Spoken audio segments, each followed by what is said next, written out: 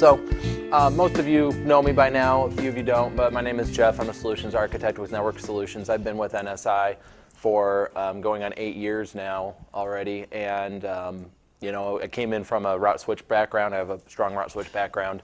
Ended up coming to the data center in an exciting time. Cisco had just announced their server platform.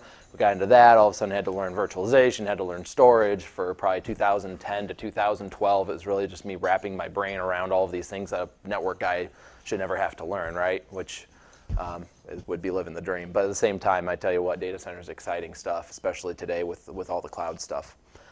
One thing that I've been really trying to hit home with a lot of our customers, and some of you may have already seen this, or heard me say this rather, is that we're just helping to understand why the cloud. I can tell you today, we have more organizations coming us today saying, help me get out of the cloud because it's too darn expensive, than we do organizations coming to us saying, hey, we need to figure out a cloud strategy. A lot of people took that early step of saying, I'm going to get into the cloud because cloud's shiny and everybody's going to the cloud. It's what everybody's been talking about since 2013, right? And I'm late to the game. I got to get into the cloud like everybody else. And as it turns out, a lot of those organizations who jumped in early have found out how darn expensive it is, and they're trying to get back. And so we at NSI, to tell you what, we are very pro-cloud. We've been very pro-cloud for at least since 2014, 2015 timeframe, really just trying to help organizations, again, understand why the cloud. And so that's really the first thing I want to address, is really understanding what, if you have a good reason to go to the cloud, by all means, let's go to the cloud. But let's make sure we understand what we're signing up for and make sure that we have the right idea as far as why we want to do this. So the first and foremost, the one, and I think everybody gets this to some level, the biggest reason people do go to the cloud, it's a very good reason, is I don't want to be in the data center business anymore. I mean, I've literally heard that out of customers' mouth. I don't want to have my own data center anymore. I'm tired of managing it. Scott just mentioned the fact that, hey, it's hard to keep the talent. It's hard to just help, to maintain this stuff. Firmware gets out of hand. I don't even know what firmware I'm running. And gosh darn it, every 3 years I need more storage, even though the last storage solution I bought was supposed to last me 5 years because our data needs accelerated faster than we planned. So, which I guess I'm jumping ahead to bullet point number 2 on that one. But either way, it's the fact that we want to have somebody else manage it, Amazon, Azure, whomever, they're going to handle all the hardware for me. And that's a good reason. It's a really good reason to go to the cloud. I don't have to manage my own data center anymore. The second point is a little financial. And so I've given, some of you maybe have even been parts of talks where I've given in the past, where we as IT folks need to be a little bit more finance savvy. A couple years ago at NSI, a lot of the engineers, and myself included, we had to take some financial courses, which is kind of interesting. And it's because there is a new trend out there that says that CFOs are actually very interested in OpEx spending models. Well, if you don't know what that means, it's what all of our salaries come from. Right? There's 2 different kinds of expenditures. There's capital expenditures, or CapEx, and operational, which is OpEx. CapEx is usually that spiking, like, hey, I've just got to get a purchase. It's when you go to your management, or maybe you are a manager and somebody comes to you, and the need is, hey, we've got to have another $50,000 for servers that we didn't plan on. Well, why? Why did that happen? Well, because of this, that, and the other reason, and I don't care. All I know is I just bought a bunch of servers last year for $100,000, and now we didn't budget anything more this year for another 5 years, and you're telling me that I've got to shell out another 50, 100, 150 grand. Hey, we've all been part of those conversations at various times. Maybe it's not that exact number, but it's something painful where it wasn't budgeted and now we have to buy it. So CFOs are turning to this concept of OpEx. Hey, what if I lease hardware? Or what if I go to the cloud? Because now, if I need a little bit more storage in the cloud, that might be a bump in $500 a month or something. I can absorb that in the grand scheme of things. It's okay if I'm paying this much every month and it bumps up like this. But what I can't stand is when I buy a bunch of equipment here and I pay a bunch of money in year 1, and then I get to year 2 or year 3 and I was planning on this lasting 5 years, and now I got to find this money. Like, how do I find that? So does that make sense? Have you seen this as a trend out there? For sure. We at NSI we're doing a lot of leases for hardware and things like that. We have a client who they've done this for years. Every 5 years, they basically have a technology refresh, and so they just know, and they lease it out over 5 years. So every 5 years, for 5 years, their IT spending is almost flat, and then it maybe bumps up or bumps down for the next 5 years. And the CFOs love that because it's very predictable. Even, by the way, even if it costs more money, because again, going back to those financial classes, there's a cost of money, and so money today might be cheaper or more expensive than it is in a couple of years. And depending on the situation, they might say, well, it costs me 20% more to pay over the course of 5 years, but really, I prefer that, which sounds weird to us. It's more expensive, you're going to pay more. You prefer that? Well, yeah, some CFOs prefer that. Delivery is, I'll be honest, we don't have a whole lot of organizations, a whole lot of clients who desperately need this, but at the same time, you think about yourself. If you have application developers sitting in-house that need to regularly spin up and spin down virtual machines, this is a big deal. A few years ago, we were calling this shadow IT. Was anybody part of the presentations that I would give on shadow IT? Does anybody remember that? Yeah, Steve does. Because it was this big evil thing. I even had a slide. It was all black, and I had, I don't even remember what was on it. I just remember it was supposed to look dark and bad. I mean, Gartner was saying that 30% of IT spend by the year 2017 or 2018, this year, was going to be shadow IT. And really, what we've technically it's still a term, but we've rebranded it, right? What all shadow IT is it's doing your job. It's all it is. It's application people who are, or even like departments that are going out and buying IT services from somebody else, and they're bypassing us, which is why we're trying to stay relevant with understanding business spending models and understanding some of this. We don't want to be the shop of no anymore. This is some of the talks I've given. It's like, we need to stay relevant. We need to stop being the roadblocks. About a year ago, I had set aside a whole day. I had to lab up something for a customer. I was like, I've got it all day. I'm going to be had it all planned out, and by like 9 o'clock in the morning, I realized I needed a firewall rule added to the firewall between our production and our lab environments. And our firewall guys, our security guys weren't in at the time. I walked to their desks and nobody was there. And so I made a few phone calls and found somebody like, well, I could do it later this afternoon or maybe tomorrow. I was like, I set aside this whole day. Like, I got to have this thing done.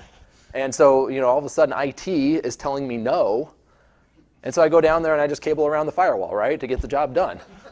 I mean, maybe that didn't happen. Maybe it did. It doesn't matter. Either way, that's what our customers do. And I got it. All of a sudden, it hit me because I was in the middle of giving these talks. And I was like, how depressing is it to need to rely on IT to tell me yes in order for me to do my job? And that's where we as IT folks can really, without even realizing it, annoy the heck out of our customers, meaning the users in our organization. So delivery is a big deal. If you can't spin up services fast enough, the cloud can. And that's why a lot of shadow IT is happening. It has been happening for 5 years. Scalability, it comes back to that concept of, when you buy infrastructure, servers, storage, networking, that's supposed to last some amount of years. I don't know if it's 3, 4, 5, everybody has their own refresh cycle. So does it last that long? When you buy storage and it's supposed to last 3 years, does it last 3 years? Because if not, it is expensive to go out and add another shelf. It is expensive to go out and add another server. So if you can maintain that and you're doing well with that, great. But if you're constantly having to rescale outside of your refresh cycles, then that can be a problem. And that's where cloud, kind of exactly what we talked about with the money, it's almost identical with the processing power, correct? So, and by the way, I've done some research on this. I tell you, these are the 4 main reasons that I see in my seat. I even made sure when I was putting this slide together that I pulled up a bunch of white papers and looked at what all the cloud vendors and what the trade rags were saying. And these seem to be the 4 main reasons. Does anybody else have a reason why they either went to the cloud or you're thinking about the cloud that's not up here? Okay, so hopefully that covers it.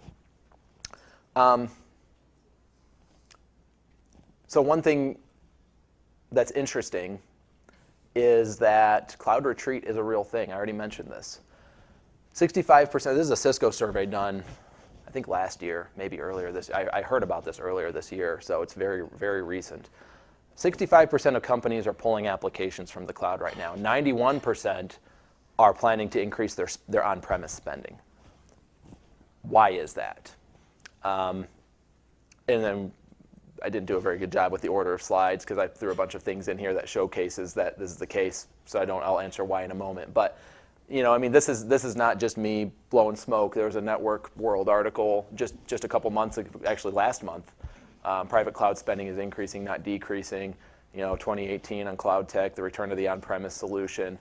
But interestingly, cloud spend is going up. So what's going on here? Well, a couple of things. For one, I mean, I do think that people are going into the cloud without really still fully researching it, so cloud spend on the whole is on the rise.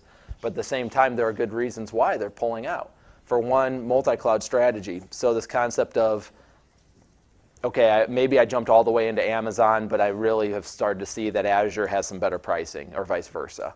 And so I want to load balance some workloads, or maybe it is load balancing. We all saw what happened when Amazon East went down last year. Half the internet was down. You all remember that? Literally, some websites just aren't working. What the heck is going on?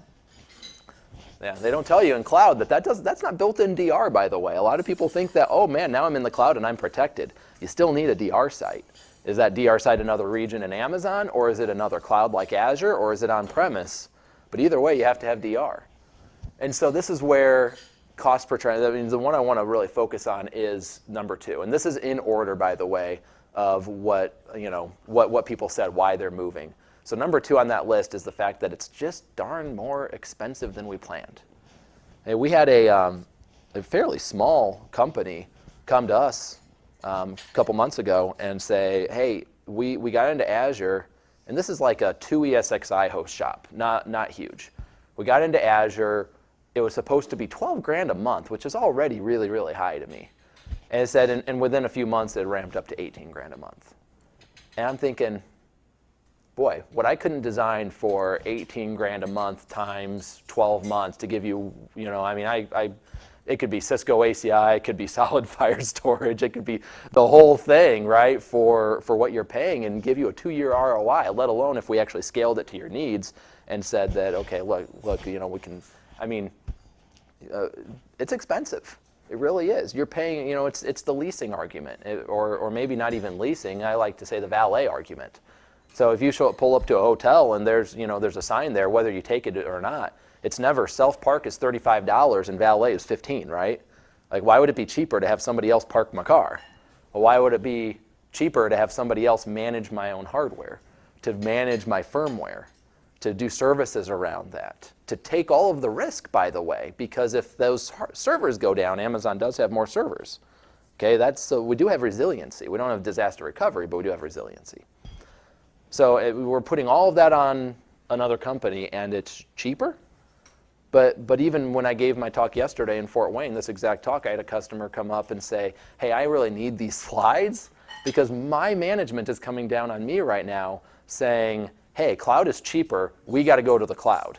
He's like, I'm trying to tell them it's not cheaper, and I just need somebody to back me up on that. But a lot of management, they hear this and they read this and they're told by consultants sometimes, especially cloud consultants, hey, it's cheaper to go into the cloud. But like I said, we've got a lot. I can tell you, we got a strong number right now lining up asking for help to get out of it.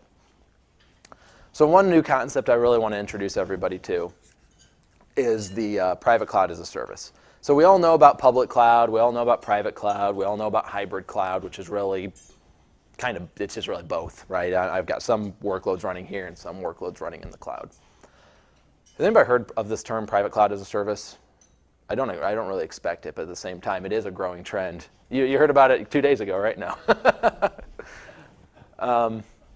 Private cloud as a service is kind of Rackspace is one of the biggest ones out there who do this, but there are some regional shops showing up. And so here's what private cloud as a service is.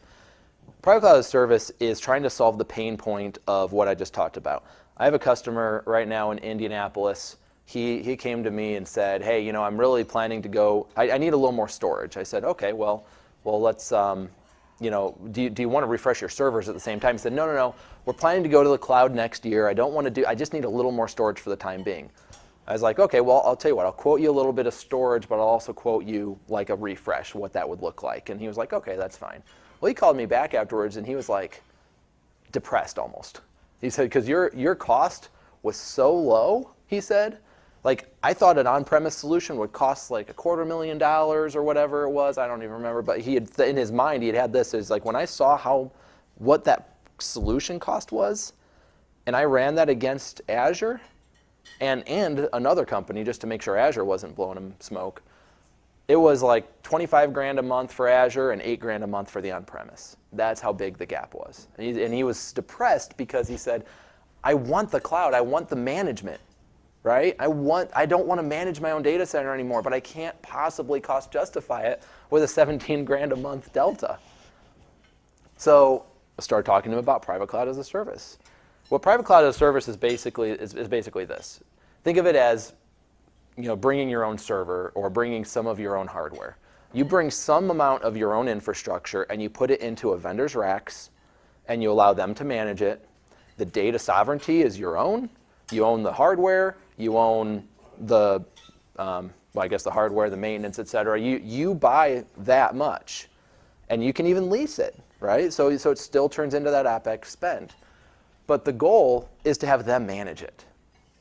To have that vendor manage the hardware, my hardware, and maybe you've got an old storage array you're going to throw in there, and it's all right, but I really want some all-flash storage. Well, hey, you know what? The vendor's going to have some storage that you can tap into. The vendor's going to have some network you can tap into. Whatever you need, it's kind of a la carte, right? And so you can adjust the throttle of how much you're spending a month based on that. And it's a much lower cost cloud solution. Okay. The other thing with that is because of that, you can sometimes consume services like the flash, like Cisco ACI and things like that, that might be expensive to purchase. So again, the benefits really, the manageability, the OpEx spending model are great, but the lower total cost of ownership compared to cloud, it actually costs a lot less over that 60-month ROI. It gives you the benefits of public cloud, which is awesome. And it's funny because I do throw on here, like if there's one downside, it's kind of an upside and a downside. You have to maintain your own hardware ownership. In other words, data sovereignty is yours, which is good, but some people just don't want to own hardware, and I get that. So that could be a downside to this. So that's why we're here, and the reason why we're here today is to announce the fact that NSI is going to be, we are now a private cloud as a service vendor. We are stepping into this market because there is no other regional player in this area, and frankly speaking, there's just such an intense need for this right now that we just really saw value in us stepping into this and creating some really neat things. So we're not becoming a public cloud vendor. That is not what we're doing. But what we are doing is building what I said, racks in a data center. You can bring your own servers in and connect them in. We're building this on all of the technology we've already talked about today. We're building it on Cisco ACI.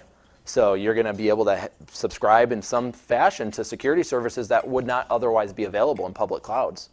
So you talk about east-west security with the ACI that Jeremy mentioned earlier, being able to control some of those workflows.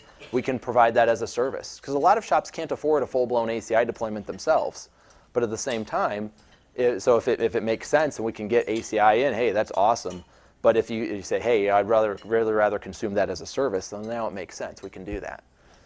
We're also building it on on NetApp SolidFire.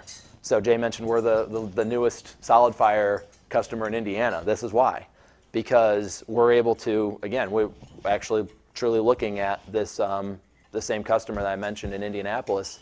He's a NetApp customer. He actually needed that extra storage, bought some NetApp storage to go in there. But it was just a little bit of extra. It was not really meant to be his production. So if we repurpose that and put that in this scenario, he can tap into the SolidFire to get that all flash that he needs for his tier 1 workloads. So we can just, hey, you know what, bring your own storage, bring your own servers, and we'll just lease on top a little bit, 1 terabyte or 2 terabytes of all flash. Makes a lot of sense. Security services, to layer on things like Cisco Umbrella, Cisco AMP, and then of course wrapping it all up with NSI managed services. So everything Scott just said about managed services today, we'll do that. And so the goal, of course, is to deliver the manageability that everybody wants, the OpEx spend that maybe your CFO wants, but also not charging an arm and a leg. And this should land solidly from a price perspective between on-premise and public cloud. And I tell you what, a lot of places that we've already talked to about this are very interested in it as much as anything because it's data sovereignty. You know, if you want to fire Amazon after a year for whatever reason, you want to get that data back, to get all those workloads back down, it's going to be a big problem. You know, I hate to say it, you want to fire NSI after a year, guess what? Drive to the data center and grab the servers, they're yours. Right? So migration is supposed to be very simple with this. Migrating in is very easy, migrating out is very easy. We just, and turning up services and turning down services, by the way, you say, hey, you know what, after a year, I really love it, but our budget went down, we need to turn down services a little bit. Maybe we manage less for you. Maybe we give you less flash because you don't actually need that much flash. We've got that ability to really fit your needs. Some advanced services, I already mentioned some of this, but we are capable, again, this is really truly an a la carte, bring what you want and lease what you want option. So internet, we can provide internet. Or you can bring your own internet if you happen to have a circuit provider you're already working with and that has point of presence in that data center. Firewalls, if you want to bring your own firewall, great. Otherwise, we can provide you a firewall as a service. ACI, you can plug in and just use generic network. You can bring your own network switches if you want. But honestly, those are kind of expensive. So maybe it's easier just to tap into ours. But at the same time, if you want, you can also turn on that east-west security framework that I was mentioning. SSD by the gig, again, you need 1.5 terabytes of all flash. We've got that. We can deliver it from the SolidFire and all the QoS guarantees that Jay mentioned earlier, done. You know, we need X number of IOPS, we can guarantee it. Security that I mentioned and tetration. So what Jeremy talked about with tetration, all of the analytics that we can layer on top of this and deliver it to you. Really just brings a lot of advanced services down into a more consumable form. So ultimately it's this, and this is the last slide. I mean, for years now, NSI, we have been cloud consultants. We've been helping organizations, clients really figure out what the cloud means for them and where they should be. There's no reason for, you know, we're not changing our tune. Our private cloud as a service is not going to be a fit for everybody. If you're sitting here thinking, okay, I get why that might sound appealing, but it's not for me, that's fine, that's great. But at the same time, we're not all in on like, hey, everybody's going to fit into this box. We understand some of you have good reason to move fully into Amazon or Azure. I mean, I would say more often than not, it would be a hybrid, right? Let's figure out what belongs on premise and what belongs in the cloud. Let us help you with that. We've been doing that for years, and that's not going to stop. And obviously, yeah, if the private cloud is a service, I mean, we're very excited about this as much as anything. For me personally, I love the fact that we're delivering some of this awesome technology to people who haven't had access to it before. So if that's at all remotely interesting to you, then let's have that conversation. But ultimately, it's going to be all about finding what the best fit is for your organization from a cloud perspective and help get you kind of figuring out what your 3-year strategy is.